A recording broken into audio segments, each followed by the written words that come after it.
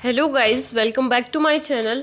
कल हमने किया था इलस्ट्रेशन 8 और 9। आज हम करने जा रहे हैं इलस्ट्रेशन 10। ये क्या बोल रहा है? The total income of A cooperative society other than consumer cooperative society for the financial year ending 31st March 2020 under varies head is has under. Income from banking business से इनकम कितनी है? 10,000 की, मतलब ये बिजनेस हेड की income है, तो हमने यहाँ शो कर दी 10,000 से। फिर बोल रहा है इनकम फ्रॉम कॉटेज इंडस्ट्री, उसकी इनकम है 15,000। ये हमारी बिजनेस इनकम होती है, तो बिजनेस हेड में शो कर दिया। फिर दे रखा है marketing of agriculture produce grown by its member, ये भी बिजनेस इनकम होती है, तो 15,000 हमने शो कर दिया। फिर था कि income from purchase and sale of agriculture implements to members, ये भी बिजनेस इनकम है 12,000, ये भी शो कर दिया। फिर है profit and gain of business, ये भी बिजनेस हेड से, ये भी शो कर दिया। Interest and dividend from other cooperative society, ये हमारी अदर सोर्स की इनकम है, तो अदर सोर्स में शो कर दिया।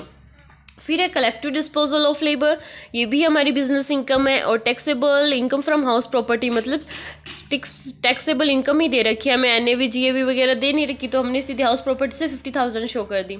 ये हमने बिजनेस इनकम शो कर दी, ये हमने अदर सोर्स से कर दी, तो हमारे पास ग्रॉस टोटल इनकम आ गई, GTI आ गई। अब हम उसमें से हमें डिडक्शंस देनी है ATP2 वाली। तो फर्स्ट है बैंकिंग बिजनेस, इसकी ATP2A में मिलती है 10,000 शो कर दी। फिर है कॉटेज इंडस्ट्री, ये भी ATP2A में मिलती है 15,000 शो कर दी। फिर है marketing agriculture produce grown by its member, इसकी भी डिडक्शन मिल गई ATP2A में। फिर है income from purchase and sale of agriculture implements 12,000, ये भी फर्स्ट में आएगा ATP2A में 12,000 से। फिर गेन एंड, ये हम ATP2C में मिलती है अदर बिजनेस की, जो भी बिजनेस इनकम है इनमें से जो नहीं आई ATP2A और ATP2B में, वो ATP2C में जाती है। तो C में मैक्सिमम, ये कंज्यूमर कोऑपरेटिव सोसाइटी नहीं, उसके अलावा है, तो इसमें लिमिट होती है 50,000 की, तो मैक्सिमम लिमिट 50,000 की होगी। फिर है इंटरेस्ट डिविडेंड वाली, ये ATP2D में 12,000 की। कलेक्टिव डिस्पोजल ऑफ लेबर, ये बिजनेस की मिलती है, मतलब ATP2A में मिलती है।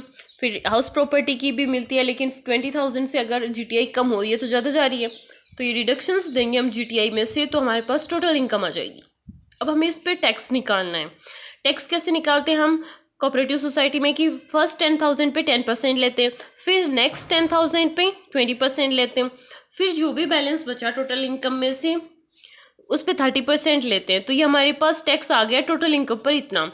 लेकिन इसमें है ना, इनकम है ना वो 33,19,500 हो रही है टैक्स। जब कोऑपरेटिव सोसाइटी में टोटल इनकम SSC की 1 करोड़ से ज़्यादा जाती है, तो 12% सरचार्ज लगता है। सरचार्ज क्या होता है? टैक्स के ऊपर टैक्स पे करते हैं, उसी को सरचार्ज बोलते हैं। टैक्स के ऊपर टैक्स लगना सरचार्ज होता है। तो इसमें कितना होगा? 12% होगा। तो ये टैक्स निकाल लिया। अब इस जो टैक्स निकाला है इसका 12% ऐड और हो जाएगा, टैक्स पे टैक्स लग रहा है, मतलब 12% और ऐड हो गया। फिर ये आगे, अब हम क्या करते हैं, हेल्थ और एजुकेशन सेस ऐड करते हैं, तो 4% हेल्थ और एजुकेशन सेस जोड़ देंगे, जोड़ दिया हमने। अब इसमें क्या है, ये अमाउंट हमें 10 के मल्टीप्लाई में राउंड ऑफ करनी होगी, क्योंकि 53 बन रही है, तो इसको हमें 50 में कन्वर्ट करना होगा। अगर 55 या 56 होता तो हम उसको 60 कर लेते। यही कंप्लीट होता है हमारा इलस्ट्रेशन 10। और आपको कुछ समझ में नहीं आया तो हमें पूछ लेना। Thank you for watching.